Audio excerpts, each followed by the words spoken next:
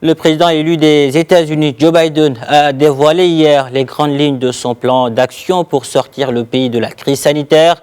Pour cela, le futur locataire de la Maison-Blanche s'est engagé à maximiser l'accès aux vaccins, notamment dans les zones rurales et urbaines défavorisées, doté d'une enveloppe de 20 milliards de dollars. Ce plan fait partie d'un programme plus large dévoilé la veille de 1900 milliards de dollars destinés à relancer l'économie américaine et ainsi venir en aide aux familles frappées de plein fouet par la pandémie. Sur ce, je vous propose d'écouter Jean-Éric Bradin, enseignant-chercheur à l'IRIS, spécialiste des États-Unis.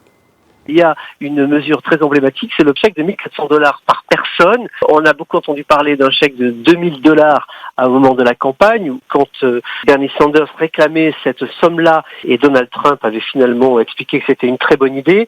On y arrive quasiment puisqu'il y a déjà été voté un chèque de 600 $ par personne, donc c'est un complément qui va monter effectivement ce chèque à 2 000 $ par personne pour tous les Américains. Les aides supplémentaires également au chômage sont prévues. Il y a actuellement plusieurs millions de personnes qui se sont retrouvées au chômage à la suite de la crise Covid et qui se retrouvent sans revenu direct. Donc il fallait effectivement doper de ce côté-là les aides qui allaient être apportées. L'aide alimentaire, la suspension des expulsions de logements, alors que on le sait aux États-Unis, c'est d'une rapidité extrême. Donc protéger les plus faibles, c'est l'idée de ce plan qui va être voté au Congrès. Joe Biden ayant la majorité dans les deux chambres, cette fois, il est en mesure de faire passer ce plan assez facilement.